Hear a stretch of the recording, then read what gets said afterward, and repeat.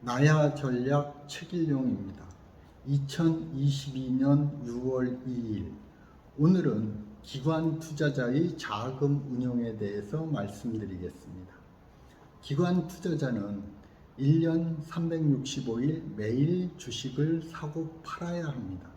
그래서 개인과 다르게 매일 코스피보다 조금 더 버는 것을 목표로 하는 경우가 많습니다. 기관 투자자는 여러 기관이 있는데 자금의 성격으로 나누어 볼 수 있습니다.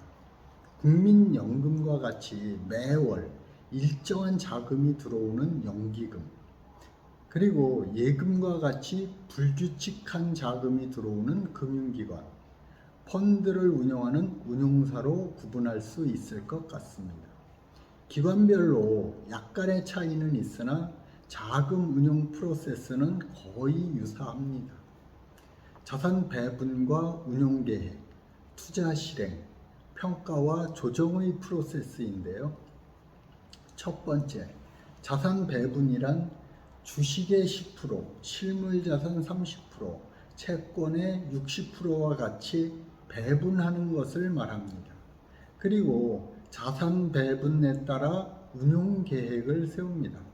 상반기에는 주식의 8%, 하반기에는 주식의 10%를 투자한다. 이런 식으로요.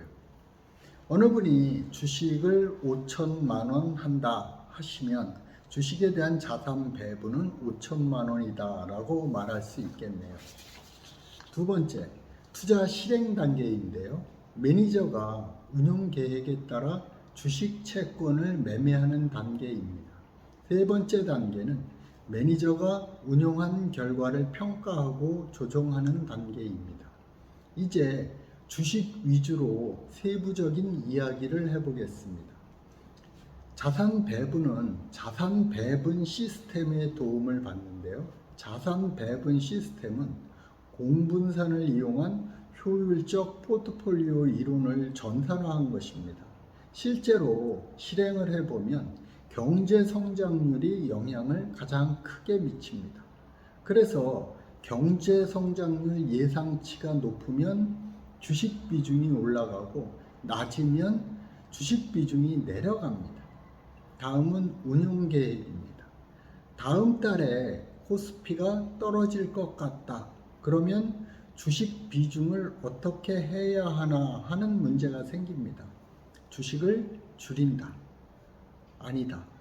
기관마다 현실적인 문제가 있습니다. 연기금은 이번 달에도 다음 달에도 주식을 사야 하죠. 당연히 팔기보다는 사는 시기를 조절합니다. 다음, 은행 같은 기관은 자금이 들어오면 사야 하고요. 사지 않으면 돈을 들고 있어야 합니다. 운용사도 펀드에 돈이 들어오면 사야 합니다. 규정상 주식형 펀드는 주식을 60% 이상 항상 담고 있어야 합니다. 그리고 만일 어떤 기관에서 이번에 주식을 1조 판다고 가정을 하면 매일 1,000억 원씩 10일, 2주일 동안 계속 주식을 팔아야 합니다. 그러면 시장에 충격이 오죠. 그래서 큰 기관들은 자산 배분을 크게 움직이지 못합니다. 다만 외국인의 경우 자산 배분을 크게 해서 시장을 흔들곤 합니다. 다음은 실행 단계입니다.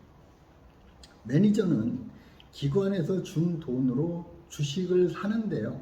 예를 들어 주식으로 1,000억 원을 운용하라고 하면 주식 매니저는 어떤 주식을 얼마나 사야 할까요?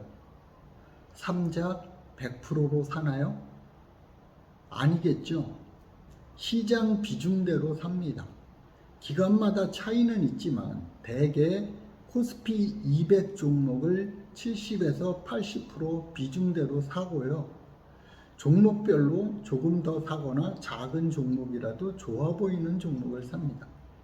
시장 비중을 맞추기 위해서는 ETF도 많이 사용합니다. 그리고 실제로 주식을 1조 이상 운영해 보면 어떤 매니저는 성과가 좋고 어떤 매니저는 성과가 안 좋고 해서 코스피에 수렴합니다. 다음은 성과평가와 조정 단계입니다.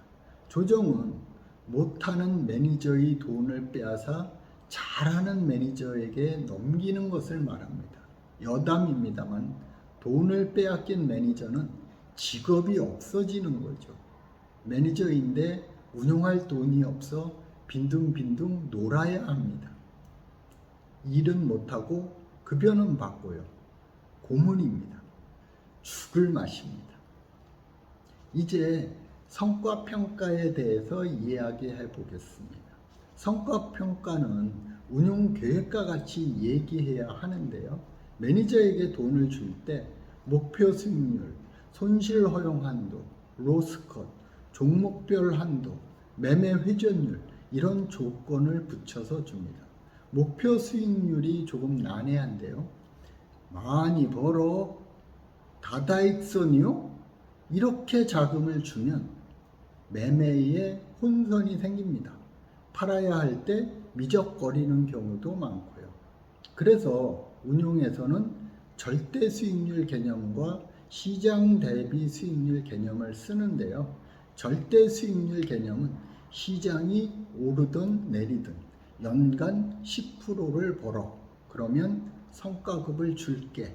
이런 것이고요. 주로 헤지펀드에서 많이 씁니다. 시장 대비 수익률은 BM이라고도 하는데 코스피 대비 3%를 더 벌어. 그러면 성과급을 줄게 하는 방법으로 일반 주식형 펀드에서 많이 씁니다. 그런데 여기에 난제가 하나 있습니다. 코스피가 20%나 올랐는데 절대 수익 매니저는 겨우 10%를 벌고서 성과급을 받고요. 코스피가 10% 떨어진 경우 7%나 까먹은 BM 대비 매니저가 잘했다고 성과급을 받는 현상이 발생을 합니다. 이러면 성과급을 주는 사람도 받는 사람도 애매합니다. 여러분은 어느 방법이 나아 보이나요? 절대 수익, BM 대비?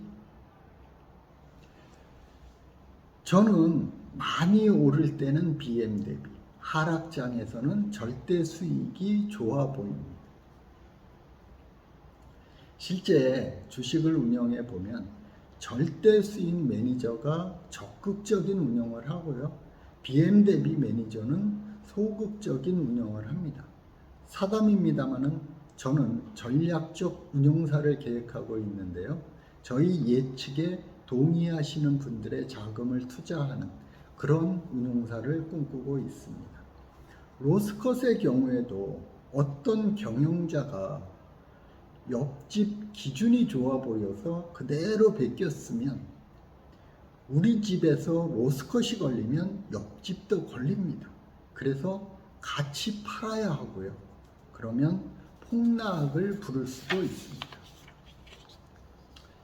주식 채권은 가지고만 있어도 생기는 주식 배당, 채권 이자, 싸게 사고 비싸게 팔아서 생기는 매매 차익, 그리고 주가가 올라서 생기는 평가이익, 이런 수익이 있는데요.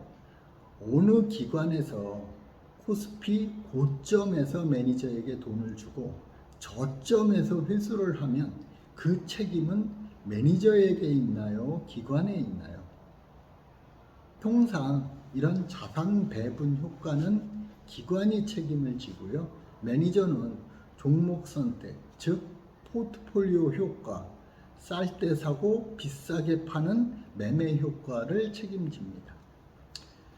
이제부터 자금 운용 프로세스에 내재된 의미를 살펴보겠습니다. 첫째, 자산 배분을 왜 할까요? 왜 포트폴리오를 짜서 운용을 할까요? 오르는 종목 하나를 골라 몰빵을 하면 되는데. 자금 운용에는 전제 조건이 있습니다. 전제 조건은 앞날을 모른다는 것입니다. 앞으로 발생할 일에 대해 100% 확신하고 운영하는 것이 아니라 경우의 수를 감안해서 최선의 선택을 하는 과정입니다. 둘째, 다수의 집단 지성이 발휘되도록 역할 분담과 책임을 분명히 하는 것입니다. 어느 한 사람이 잘해오다가 한번 시장을 잘못 판단해서 조직을 위기에 빠뜨리는 일을 막고자 하는 것입니다. 오늘은 기관 투자자의 자금 운용에 대해서 말씀드렸습니다. 감사합니다.